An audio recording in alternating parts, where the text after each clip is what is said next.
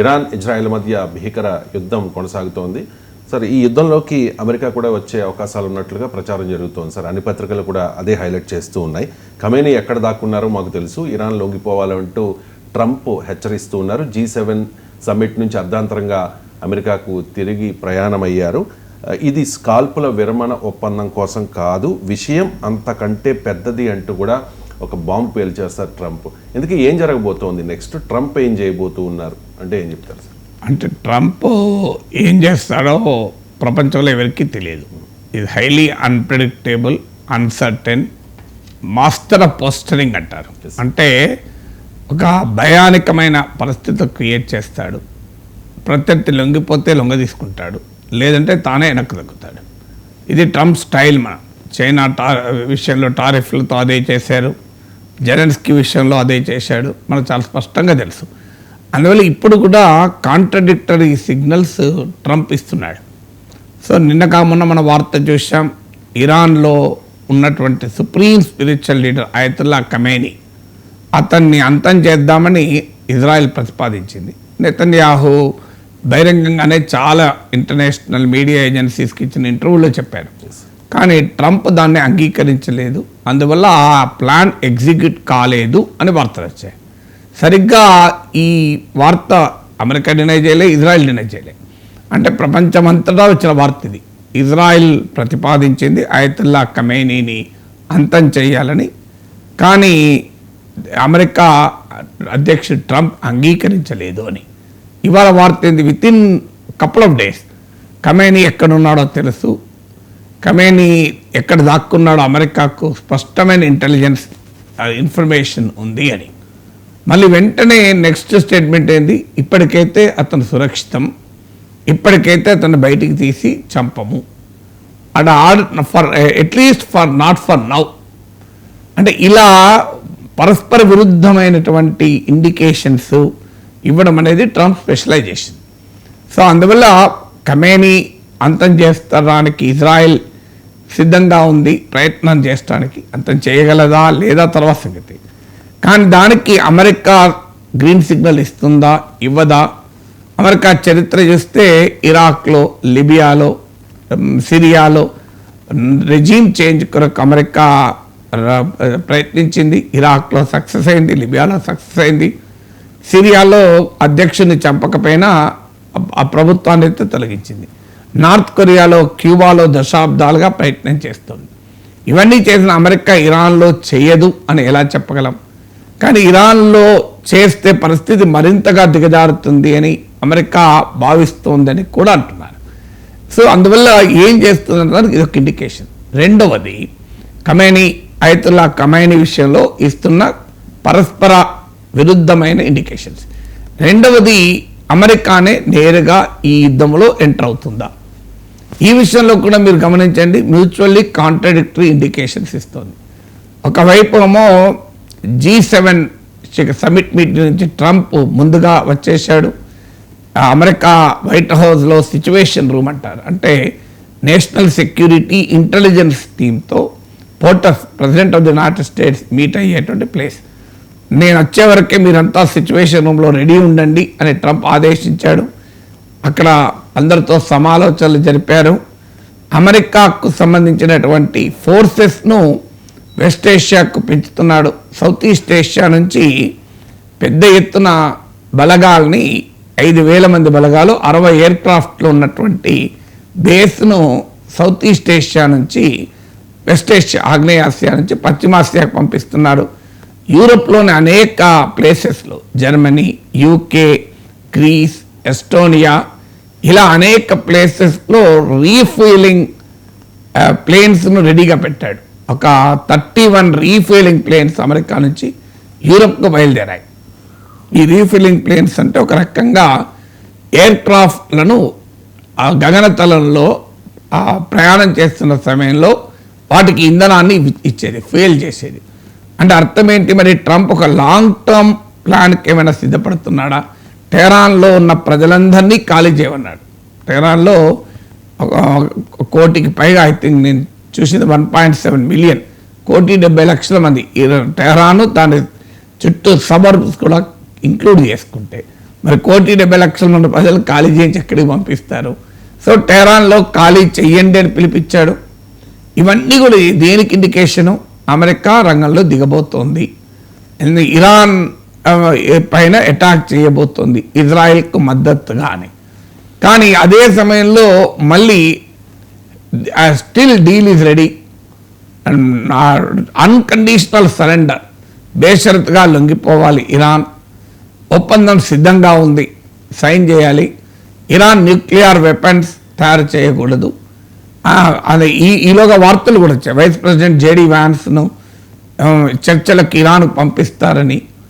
Steve Witkoff అంటే west ఏషియాలో Trump రాయబారి, అతన్ని కూడా పంపిస్తున్నారని.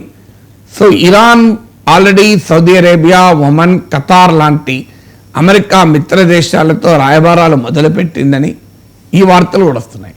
అంటే ఇది కూడా మీరు చూడండి, ఖమేనీ విషయంలో ఏ రకంగానైతే మ్యూచువల్లీ కాంట్రడిక్టరీ ఇండికేషన్స్ పంపించాడో, యుద్ధంలో దిగుతాడా దిగడా అనే విషయంలో కూడా కాంట్రడిక్టరీ ఇండికేషన్స్ ఇచ్చాడు.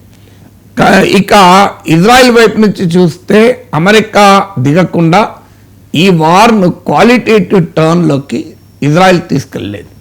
ఇప్పటికీ క్లియర్గా ఇజ్రాయెల్ ఇరానియన్ మిలిటరీ ఫెసిలిటీస్ని అటాక్ చేసింది, ఇరాన్ న్యూక్లియర్ ఫెసిలిటీస్ను లక్ష్యంగా చేసుకుని దాడులు చేసింది, ఇరాన్లోని మిలిటరీ జనరల్స్ని చంపేస్తుంది. ముందు 2-3 డేస్ క్రితం గులాం అలీ రషీద్ అని వాళ్ళ ఆర్మీ చీఫ్ని లేపేసింది. ఆయన ప్లేస్లో అపాయింట్ అయి 4 రోజులు మాత్రమే ఆ పదవిలోని అలీ షమ్దానీని నిన్న లేపేసింది. అలాగే న్యూక్లియర్ సైంటిస్ట్ని లేపేసింది. క్లియర్ ఎయిర్ సుపీరియారిటీ ఇజ్రాయెల్ సాధించింది. కానీ ఇరాన్ మాత్రం డిటరెన్స్ అంటే తన రెసిస్టెన్స్ మాత్రం కంటిన్యూ చేస్తుంది. ఇజ్రాయెల్లో కూడా 24 మంది చనిపోయారు. ఇజ్రాయెల్ ఇంటెలిజెన్స్ హెడ్ క్వార్టర్స్ను టార్గెట్ చేసుకుని ఇరాన్ అటాక్ చేసింది. సో ఇరాన్ దెబ్బతింటోంది, కానీ ఇరాన్ వద్దనున్న మిసైల్ పవర్ కానీ న్యూక్లియర్ ఫెసిలిటీస్ను కానీ ముఖ్యంగా న్యూక్లియర్ ఫెసిలిటీస్ను ఇజ్రాయెల్ ఛేదించలేకపోతుంది. ఎందుకు ఛేదించలేకపోతుంది అంటే ఇజ్రాయెల్ న్యూక్లియర్ ఫెసిలిటీస్ ఇరాన్లో ఒక్కచోట లేవు, డిస్పర్స్ అయి ఉన్నాయి, అండర్ గ్రౌండ్లో ఉన్నాయి. అండర్ గ్రౌండ్లో కొన్ని మీటర్ల లోపు ఉన్నాయి. ఆ అండర్ గ్రౌండ్లో ఉన్నటువంటి వాటిని ఛేదించటానికి అవసరమైన బాంబు కానీ 13,000 కిలో అంటే పెద్ద ఎత్తున బాంబు, ఆ టెక్నికల్ డీటెయిల్స్ పక్కకు పెడితే భారీ బాంబు కావాలి, దాన్ని ప్రయోగించగలిగే ఫైటర్ జెట్లు కావాలి. ఈ 2 అమెరికాకు మాత్రమే ఉన్నాయి, ఇజ్రాయెల్కు లేవు. అందువల్ల అమెరికా రంగంలో దిగితే తప్ప ఇప్పుడు ఇరాన్ పైన ఇజ్రాయెల్ సాధించిన పైచేయిని మరింత ముందుకు తీసుకెళ్లడం సాధ్యం కాదు. ఇలాగే కొన్ని రోజుల పాటు ఇజ్రాయెల్ ఇరాన్ పరస్పరం దాడులు చేసుకుంటూ ఉంటాయి తప్ప క్వాలిటేటివ్ టర్న్ తీసుకెళ్ళలేదు. అందువల్ల ఇజ్రాయెల్కు అమెరికా దిగాలి అన్నది అమెరికా కోరిక. సో మరి ట్రంప్ దిగుతాడా లేదా అన్నదానికి నేను ఇంతకుముందు చెప్పినట్లు పరస్పర ఇండికేషన్స్ ఇస్తున్నాడు, కాంట్రడిక్టరీ ఇండికేషన్. థర్డ్ ఆస్పెక్ట్ ఏంటంటే ట్రంప్ విధానానికి ఇదొక అగ్ని పరీక్ష. ట్రంప్ ఎలక్షన్స్లో కూడా ప్రొజెక్ట్ చేసుకున్నది తనకు తానుగా peace maker, deal maker, isolationist image. అంటే ప్రపంచంలో అక్కడ ఇక్కడ వెళ్ళి మేమెందుకు దూరి యుద్ధం చేయాలని. ట్రంపే కాదు, వైస్ ప్రెసిడెంట్ జేడీ వ్యాన్స్ ఇవన్నీ యుక్రెయిన్లో మేమెందుకు యుద్ధం చేయాలి, ఎక్కడో వెస్ట్ ఏషియాలో మాకేం పని, make America great again, America first అనే విధానాన్ని ట్రంప్ ప్రచారం చేశాడు. Trump stands for that also.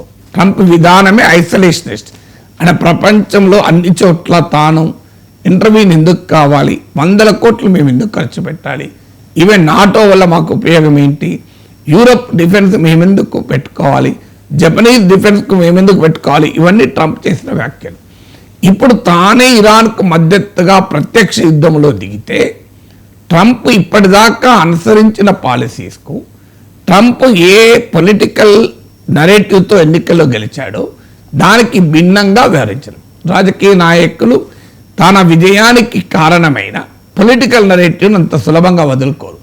అందువల్ల మళ్ళీ ట్రంప్ తన పొలిటికల్ నరేటివ్ను వదులుకొని యుద్ధానికి తానే స్వయంగా దిగుతారా? ఎందుకంటే సొంత పార్టీ రిపబ్లికన్ పార్టీలో కూడా వ్యతిరేకత ఉంది. ఈవెన్ రిపబ్లికన్లు అమెరికన్ కాంగ్రెస్లో మూవ్ చేయడానికి కూడా సిద్ధపడుతున్నారు. డైరెక్ట్గా వెస్ట్ ఏషియా వార్లో మనము దిగకూడదు. అమెరికాకు వెరీ బ్యాడ్ ఎక్స్పీరియన్స్ కూడా ఉంది. ఎందుకంటే ఆఫ్ఘనిస్తాన్లో తాలిబాన్లతో పోరాడి అధిక ప్రభుత్వాన్ని అక్కడ ఏర్పాటు చేసి దాన్ని ప్రాపప్ చేసి $100 కోట్ల ఖర్చు పెట్టి చివరకు అదే తాలిబాన్లతో చర్చలు జరిపి వాళ్ళకు ఆఫ్ఘనిస్తాన్ అప్పచెప్పి అమెరికా రిటర్న్ అయింది. ఈ ఎక్స్పీరియన్స్ ఉన్న తర్వాత ఇరాన్ పైన ఇప్పుడు అమెరికా ప్రత్యక్షంగా దిగితే ఆ యుద్ధ లక్ష్యాలు సాధించగలమా? అందులో ఇరాక్లో, లిబియాలో కల్నల్ గడాఫీ, అలాగే ఇరాక్లో సదాం హుస్సేన్, సిరియాలో బషర్ అల్ అసద్ ప్రభుత్వాల్ని లేకుండా చేశారు. సదాం హుస్సేన్ను, గడాఫీని చంపేశారు. బషర్ రష్యాకు పారిపోయాడు. కానీ ఇప్పుడు అక్కడ అధికారంలోకి వచ్చిన వ్యవస్థ ఒక పవర్ వ్యాక్యూమ్ ఏర్పడింది. ఇప్పుడు కూడా ఆ పవర్ వ్యాక్యూమ్లోకి రకరకాల మిలీషియాలు, రకరకాల ప్రమాదకరమైన తీవ్రవాద శక్తులు రైజ్ అవుతాయి. అది ఇరాక్లో ఐసిస్ చూసాం. ఇప్పటికీ కూడా అమెరికాకు వెరీ హోస్టైల్ టెరైన్గా ఈ ప్రాంతం అంతా ఉంది. సిరియాలోనైతే ఏకంగా మాజీ అల్ఖైదా ఫైటర్ అధికారంలోకి వచ్చారు. అందువల్ల రేపు ఇరాన్లో ఖమేనీని చంపేసిన, ఇరాన్లో ఉన్న ప్రభుత్వాన్ని కూల్చేసిన అది అమెరికాకు అనుకూలమైన వ్యవస్థ ఉంటుందా అనే ప్రశ్న ఉత్పన్నమవుతుంది. అందువల్ల ఈ డిప్లొమాటిక్ ఈ స్ట్రాటజిక్ డైలమా, ఈ వ్యూహాత్మక డైలమా వల్ల అమెరికా ఏం చేస్తుంది, ట్రంప్ ఏం చేస్తుంది అనేది అర్థం కానటువంటి అంశం. ఇది మూడవది. నాలుగవది, అంతర్జాతీయంగా కూడా యూరోపియన్ పవర్స్ విజ్ఞప్తి చేస్తున్నాయి. ఈ పరిస్థితిని మరింత ఎస్కలేట్ చేయకూడదు, ఇది ప్రపంచానికి ప్రమాదకరంగా మారుతుంది అని. ఆల్రెడీ రష్యా గట్టిగా ఇరాన్కు మద్దతు ఇచ్చింది. చైనా ఎంటర్ అవుతుందా అని అనుమానం. అదే జరిగితే అమెరికా ఒకసారి కనుక ఎంటర్ అయితే రష్యా, చైనా ఇరాన్కు మద్దతుగా ఎంటర్ అవుతాయా? అమెరికా కనుక ఒక్కసారి ఎంటర్ అయితే American bases 90 military bases west ఏషియాలో ఉన్నాయి. సుమారు 50,000 అమెరికన్ సోల్జర్స్ పశ్చిమాసియాలో ఉన్నాయి. ఖతార్లో, బెహ్రెయిన్లో, జోర్డాన్లో, ఇలా వివిధ ప్లేసెస్లో ఉన్నాయి. ఇరాన్ ఆ బేస్ని టార్గెట్ చేసి అటాక్ చేస్తే ఏంటి పరిస్థితి? అఫ్కోర్స్ ఇరాన్ను నాశనం చేయొచ్చు, ధ్వంసం చేయొచ్చు. కానీ అమెరికన్ సోల్జర్స్ కనుక చనిపోతే అమెరికాలో తీవ్రమైన వ్యతిరేకత ట్రంప్ ఎదుర్కోవాల్సి ఉంటుంది. వియత్నాంలో జరిగిందని ఒక్కొక్క అమెరికన్ సోల్జర్ శవపేటికలు వచ్చిన కొద్దీ అమెరికన్ సమాజము ప్రభుత్వానికి వ్యతిరేకంగా పెద్ద ఎత్తున తిరగబడింది. సో రేపు అదే జరుగుతుందా? సో ఇలాంటి గ్లోబల్ ఇంప్లికేషన్స్ పై కూడా ట్రంప్కు డైలమా ఉంది. అందువల్ల ఏ అడుగు తీసుకుంటే ఏమవుతుంది అనేది ఒక అర్థం కాని అస్పష్టమైనటువంటి పరిస్థితి ఉంది. అందువల్ల పైకి చెప్తున్నప్పటికీ కూడా మీరు గమనించండి, ఇంట్రెస్టింగ్ అమెరికన్ హిపోక్రసీ కూడా అర్థమవుతుంది మనకు. ఒకవైపు ఇరాన్ న్యూక్లియర్ బాంబు ప్రమాదకరం, ఇరాన్ ఏ క్షణమైన అణుబాంబు తయారు చేసే పరిస్థితిలో ఉంది. ఇరాన్ అణుబాంబు తయారు చేయకుండా మేము శాశ్వతంగా ఆపేస్తాం. ఇప్పుడు అమెరికా రంగంలోకి దిగటానికి అనుకూలంగా సమర్థిస్తూ వాడుతున్న నరేటివ్ ఇది. ఎందుకంటే ఇజ్రాయిల్ పదే పదే చెప్పేది అమెరికా ఫస్ట్ అంటే నేను అర్థం చేసుకోగలను, కానీ అమెరికా డెత్ను గనక అర్థం చేసుకోలేను కదా. ఇరాన్ న్యూక్లియర్ బాంబ్ ఇజ్రాయెల్కే కాదు, అది అమెరికాకు ప్రమాదం, ప్రపంచానికి ప్రమాదం అని. అమెరికా ఇలా న్యూక్లియర్ బాంబు బూచి చూపెట్టి అటాక్ చేసినప్పుడల్లా ఇరాక్లో సద్దాం హుస్సేన్ విషయంలో అమెరికా చెప్పింది కూడా ఇదే. సద్దాం హుస్సేన్ దగ్గర వెపన్స్ ఆఫ్ మాస్ డిస్ట్రక్షన్ ఉన్నాయి, అది అమెరికాకు ప్రమాదం, ప్రపంచానికి ప్రమాదం అని. మరి సద్దాం హుస్సేన్ అంతం చేసిన ఇన్నేళ్లకు కూడా ఒక్క ఇరాక్లో ఏ బాంబు ఉందో అమెరికా చూపెట్టలేదు కదా. ఇప్పుడు కూడా చూడండి మీరు, ఇరాన్లో అణుబాంబు ఉందా అనే ప్రశ్నకు Tulsi Gabbard, director intelligence, American US director intelligence చేసిన వ్యాఖ్య ఏంటి? మార్చిలో అమెరికన్ హౌస్ కమిటీకి ఇచ్చినటువంటి నివేదికలో కూడా చెప్పారు, ఇరాన్ అణుబాంబు తయారీ వైపుగా వెళ్ళడము లేదు అని. మీరు నా స్క్రీన్ పైన చూడండి. సో మీకు అంటే ఎంత క్లియర్గా తులసి గబార్డ్, ఎవరామె డైరెక్టర్ ఇంటెలిజెన్స్, అంత క్లియర్గా చెప్తున్నారు ఇరాన్ దగ్గర అణుబాంబు వైపుగా వెళ్ళడం లేదు, అణుబాంబు తయారు చేయకూడదు అన్న అయతుల్లా ఖమైనీ పాలసీ ఏమీ మారలేదు. ఇది ఎవరో చెప్పడం లేదు, అమెరికా డైరెక్టర్ ఇంటెలిజెన్స్. ట్రంప్ నియమించిన డైరెక్టర్ ఆఫ్ ఇంటెలిజెన్స్ తులసి గవాడ్ చెప్తున్నారు. ఇవాళ ట్రంప్ ఏమంటున్నారు, I don't care what she says అంటున్నారు. అరే నీ దేశ డైరెక్టర్ ఆఫ్ ఇంటెలిజెన్సే చెప్తున్నారు ఇరాన్ దగ్గర అణుబాంబు లేదని. నాకు తెలియదు ఇరాన్ బాంబు దగ్గర అణుబాంబు ఉందో లేదో నాకు తెలియదు. ఇరాన్ దగ్గర అణుబాంబు ఉంటే ప్రమాదకరం, అనుమానమే లేదు, దాంట్లో ఎవరికి డిస్ప్యూట్ కూడా లేదు. అలాంటప్పుడు ఇరాన్ దగ్గర ఏంటి, పాకిస్తాన్ దగ్గర అణుబాంబు ఉన్న ప్రమాదకరం, అది అమెరికాకి అర్థం కావడం లేదు. మనకే కాదు ప్రపంచానికి ప్రమాదకరం. ఎందుకంటే ఒసామా బిన్ లేడెన్కు ఆశ్రయం ఇచ్చిన దేశం వద్ద అణుబాంబు ఉంటే అమెరికాకు ప్రమాదం కాదా? ఇరాన్ దగ్గర అణుబాంబు ఉంటే ప్రమాదకరమట. ఒసామా బిన్ లేడెన్కు ఆశ్రయం ఇచ్చిన పాకిస్తాన్ దగ్గర అణుబాంబు ఉన్నా మేము భారతదేశం పైన అణ్వాయుధాలు ప్రయోగిస్తామని బెదిరిస్తున్న బహిరంగంగా బరితెగించి ఏ మాత్రము చలనం లేదు అమెరికాకు. అందువల్ల అలాంటప్పుడు ఇరాన్ అణుబాంబు పేరు చెప్పి అమెరికా ఇజ్రాయెల్ ఇరాన్ చేయదలుచుకున్నది ఏంటి అనే ప్రశ్న ఉత్పన్నమవుతుంది. నిజంగానే ఇరాన్ అణుబాంబు పట్ల అనుమానాలతో, ఇరాన్ అణుబాంబు ప్రపంచానికి ప్రమాదం అనే భావనతోనే ఇరాన్ పైన యుద్ధం చేస్తున్నారంటే కాదు అనటానికి ఇరాక్లో అనుభవం ఉంది, మనకు పాకిస్తాన్ విషయంలో అనుసరిస్తున్న హిపోక్రసీ ఉంది. అన్నిటికీ మించి అమెరికన్ డైరెక్టర్ ఆఫ్ ఇంటెలిజెన్సే చెప్తున్నారు ఇరాన్ అణుబాంబు వెళ్ళడం లేదు. మరి ఎందుకు యుద్ధం చేస్తున్నారు అంటే ఈ ప్రాంతంలో సంపూర్ణమైనటువంటి ఆధిపత్యం కొరకు ఇజ్రాయెల్ వెనకాలను అమెరికా చేస్తుంది. ఎందుకంటే ఇప్పుడు అత్యంత బలహీనమైన పొజిషన్లో ఇరాన్ ఉంది. తన యాక్సిస్ ఆఫ్ రెసిస్టెన్స్ ప్రతిఘటన కూటమి అయిన హమాస్ దెబ్బతిన్నది, హిజ్బుల్లా దెబ్బతిన్నది, హూతీలు దెబ్బతిన్నారు, బషర్ ప్రభుత్వం పతనమైంది. ఈ టైంలో గనక ఇరాన్ను శాశ్వతంగా దెబ్బతీస్తే తమ వ్యూహాత్మక ప్రయోజనాలు నెరవేరుతాయి అన్నది ఇజ్రాయెల్ అమెరికా లక్ష్యం. కానీ సమస్య ఏంటంటే తర్వాత వచ్చేటువంటి పరిణామాలు ఏంటి? ఇరాన్ను దెబ్బతీయగలుగుతుంది అమెరికా రంగంలో దిగితే, ఇరాన్ మిగలదు. కానీ ఇరాన్లో ఉన్నటువంటి వ్యవస్థల పతనమైతే ఏర్పడబోయే పరిణామాలు ఏంటి అనేది ఆందోళన కలిగిస్తుంది. అదే అమెరికాలో చాలామంది హెచ్చరిస్తున్నది, మనం అనవసరంగా అందులో జోక్యం చేసుకోకూడదు. ఒబామా ప్రభుత్వం చాలా మచ్యూర్డ్గా ఆలోచించి ఇరాన్ న్యూక్లియర్ ప్రోగ్రామ్ ఆపాల్సిందే, కానీ ఆపడం దాడుల వల్ల కాదు చర్చల వల్ల అని డిసైడ్ చేసుకొని ఇరాన్తో ఒప్పందం కూడా కుదుర్చుకున్నారు.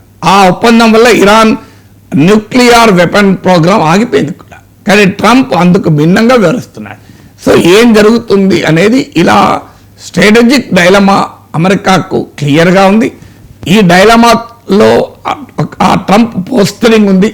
సో ఈ డైలమా, ఈ పోస్టరింగ్ ఎటువైపు దారి తీస్తుందో extremely difficult to speculate, especially in regard to Trump.